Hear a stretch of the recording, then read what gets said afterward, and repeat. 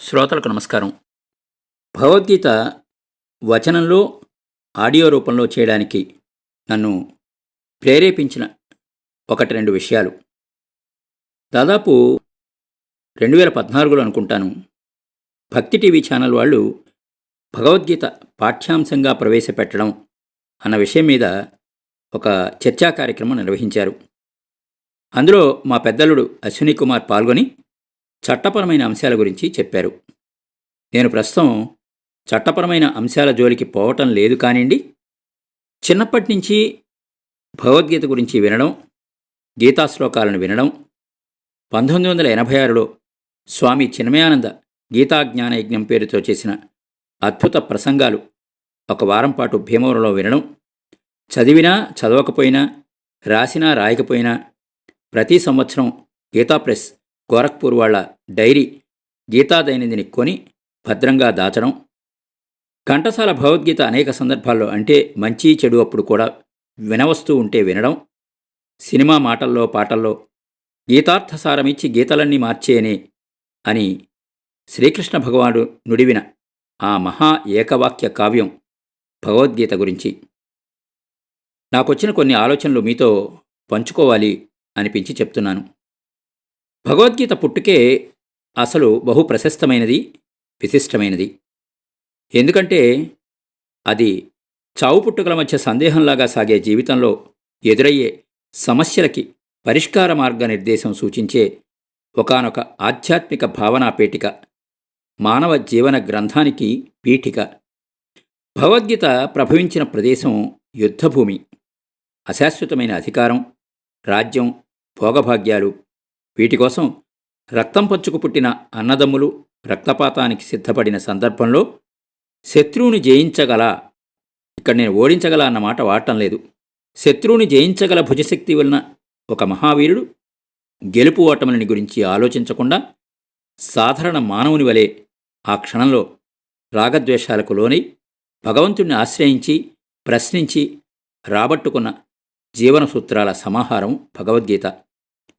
తన ఎదురుగా మొహరించి ఉన్న తాతతండ్రులు, సోదరులు, మేనమామలు వీరిని శత్రువులుగా భావించాలా? అలా భావించి సంహరించడానికి ఉద్యుక్తుడు కావడం సామాన్యమైన విషయం కాదు. తీరా సిద్ధపడ్డాక మనిషికి సహజంగా ఉండే రాగబంధం మూలంగా పిరికితనంతో బయటపడ్డాడు అర్జునుడు. ఆ సమయంలో కృష్ణ భగవానుడు ఒక మహామానవ మారణ హోమాన్ని ధర్మయుద్ధంగా ప్రకటించి మనిషిని కర్తవ్య నిర్వహణకు సిద్ధం చేసి కార్యోన్ముఖుణ్ణి చేసిన ఒక 18 భాగాలు, యోగాలు, 700 శ్లోకాల గానం భగవద్గీత. మానవ జీవన విధాన గీతం, విధాత తలపున ప్రభవించిన ఆద్యంతాలు లేని అనాది జీవనగానం. కాలనిర్ణయం జరిగి ఉండొచ్చు కురుక్షేత్ర యుద్ధ సమయాన్ని బట్టి, కానీ కాలాలకు అతీతమైన జీవన సూత్రాలని ఒక క్రమపద్ధతిలో సూత్రీకరించి ప్రవచించిన స్మృతి భగవద్గీత.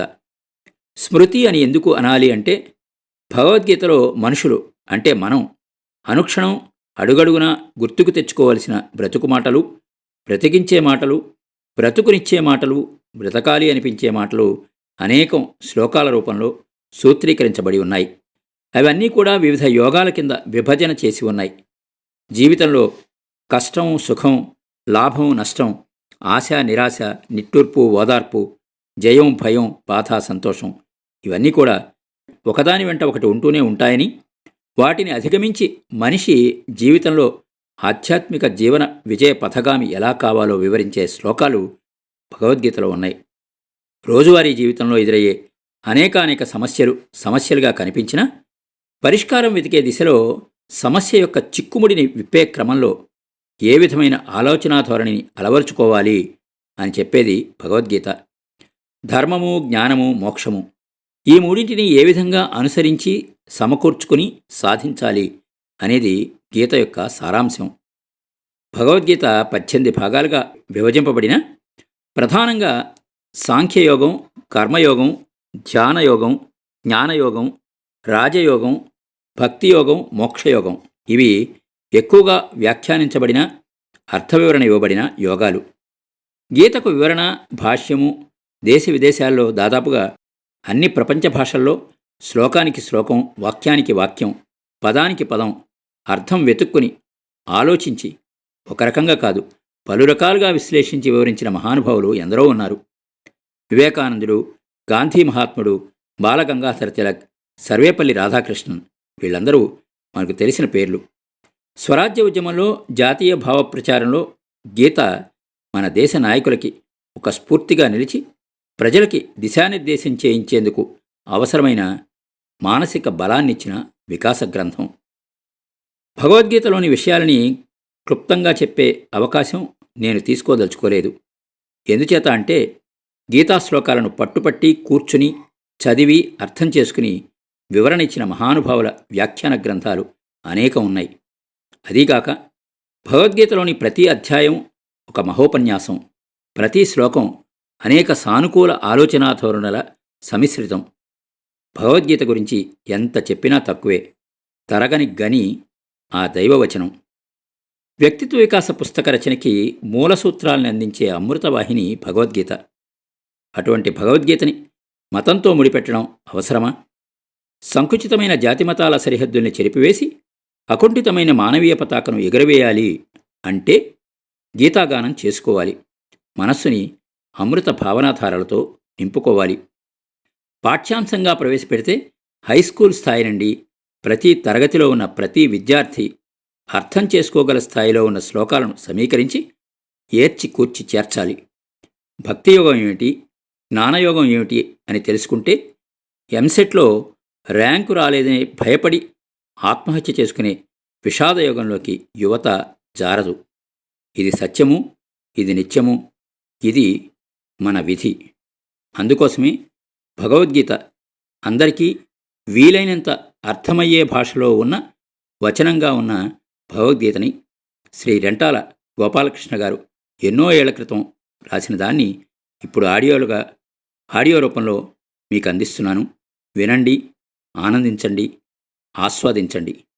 మీ కొప్పర్తి రాంబాబు, విశ్రాంతి ఉద్యోగి, ఇండియన్ బ్యాంక్, విజయవాడ.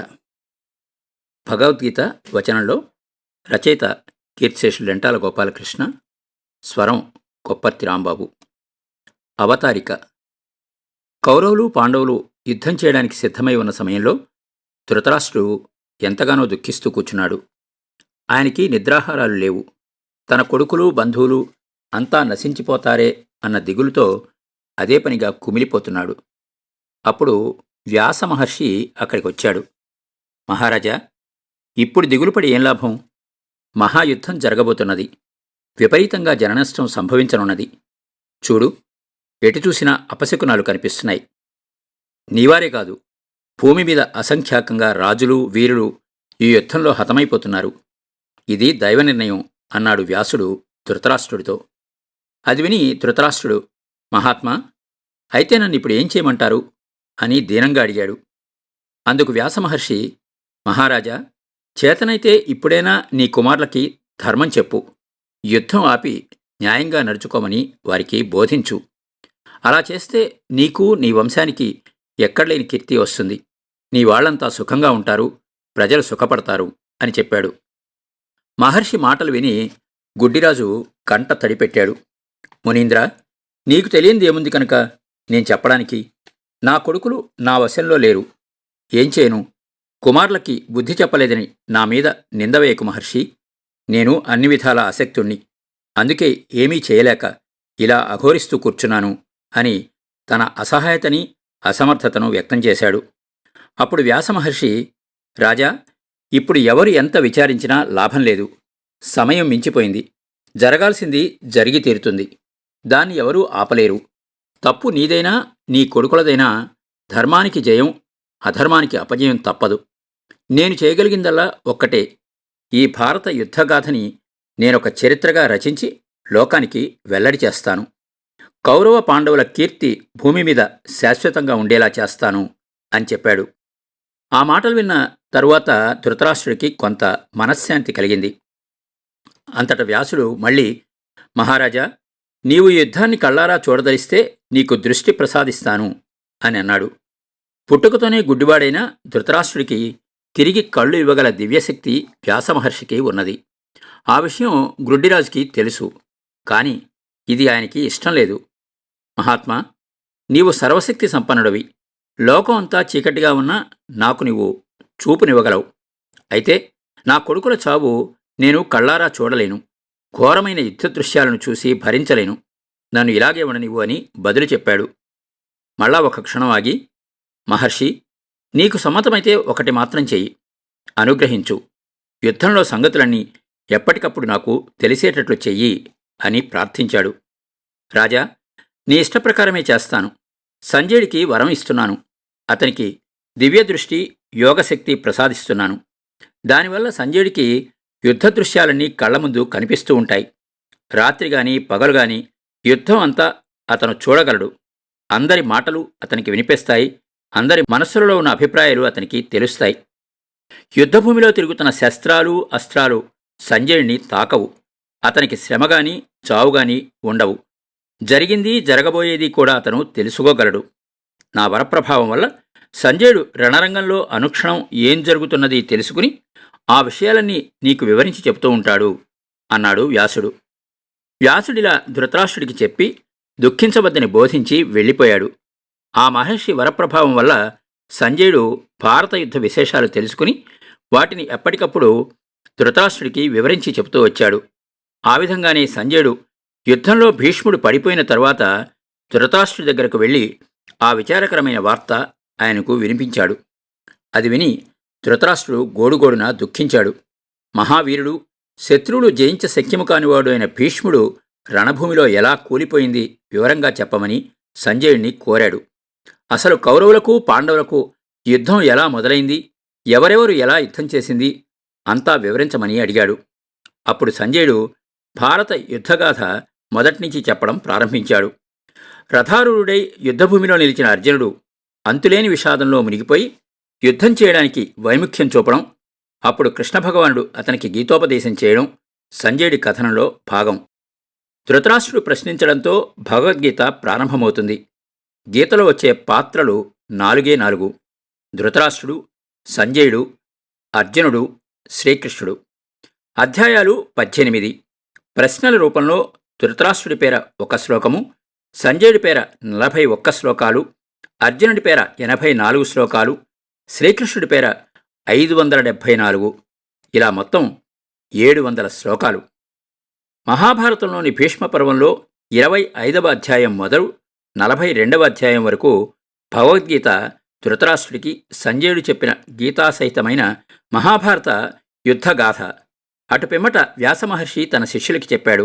ఆ తర్వాత వ్యాసుడి శిష్యుల్లో ఒకడైన వైశంపాయనుడు పాండవుల మునిమనవుడైన జనమేజయునికి వినిపించాడు. ఆ పైన ఆ కథనే నైమిశారణ్యంలో పౌరాణికుడైన సూతుడు శౌనకాది మహామునులకి చెప్పాడు.